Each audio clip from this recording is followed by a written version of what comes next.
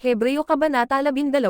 Kaya nga yamang nakikita nating tayo ay napapalibutan ng isang napakakapal na ulap ng mga saksi, ay itabi natin ang bawat bigat, at ang kasalanan na napakadaling kumukubkob sa atin, at takbuhin nating may pagtitiyaga ang takbuhang nasa harapan natin. Na tumitingin kay Jesus na may gawa at tagatapos ng ating pananampalataya, na dahil sa kagalakang inilagay sa harapan niya ay nagtiis ng kuros, na hinahamak ang kahihiyan, at umupo sa kanang kamay ng luklukan ng Diyos. Pagkat isaalang-alang siyang nagtiis ng ganoong pagsalungat ng mga makasalanan laban sa kanyang sarili, baka kayo ay mapagod at manghina sa mga pag-iisip ninyo. Hindi pa kayo lumaban hanggang sa dugo, na nagpupunyagi laban sa kasalanan. At nakalimutan na ninyo ang pagtatagubilan na nagsasalita sa inyo gaya ng sa mga anak, anak ko, huwag mong hamakin ang pagpapalo ng Panginoon, ni manghina kapag sinasaway ka niya. Pagkat siyang minamahal ng Panginoon ay pinapalo niya, at hinahampas ang bawat lalaking anak na tinatanggap niya.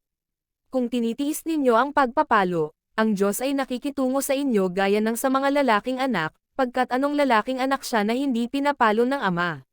Ngunit kung kayo ay walang pagpapalo, na kung saan ang lahat ay mga kabahagi, ay mga anak sa labas nga kayo, at hindi mga lalaking anak. Bukod pa rito ay nagkaroon tayo ng mga ama ng ating laman na nagtuwid sa atin, at binigyan natin sila ng pitagan. Hindi ba tayo higit na magpapailalim sa Ama ng mga Espiritu, at mabubuhay? Pagkat sila sa katotohanan sa ilang mga araw ay pinalo tayo alinsunod sa kanilang sariling kaluguran, ngunit siya ay dahil sa pakinabang natin, upang tayo ay maging mga kabahagi ng kabanalan niya. Ngayon ay walang pagpapalo sa kasalukuyan ang tila may galit, kundi nakakapighati, gayon paman pagkatapos nito ay namumunga ito ng mapayapang bunga ng katwiran patungo sa kanilang mga sinasanay sa pamamagitan nito. Kaya nga itaas ang mga kamay na nakalupaypay, at ang mahihinang tuhod. At gumawa ng tuwid na mga landas ukol sa mga paa ninyo, baka ang payle ay mailihis mula sa daan, kundi bagkos ay hayaan itong gumaling.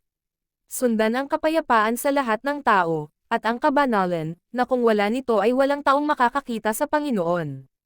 Tumitinging masikap baka mabaygo ang sinuman sa biyaya ng Diyos, baka ang anumang ugat ng kapitan na lumilitaw ay gamambala sa inyo, at sa pamamagitan nito ay marami ang madungisan.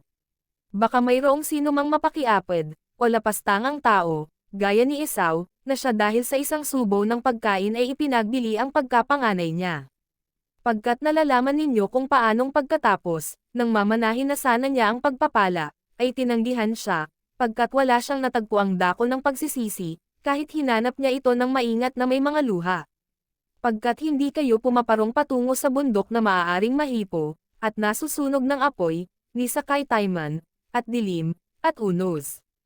At ang tunog ng isang trumpeta, at ang tinig ng mga salita, na ang mga nakarinig ng tinig na ito ay nakiusap na ang salita ay hindi nasasalitain pa sa kanila.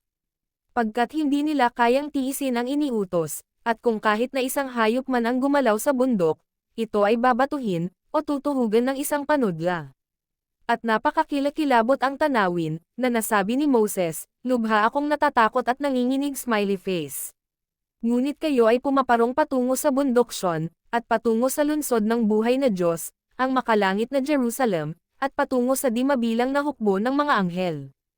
Patungo sa pangkalahatang pulong at simbahan ng mga panganay, na mga nakasulat sa langit, at patungo sa Diyos na hukom ng lahat, at patungo sa mga espiritu ng mga ganap na taong ginawang sakdal.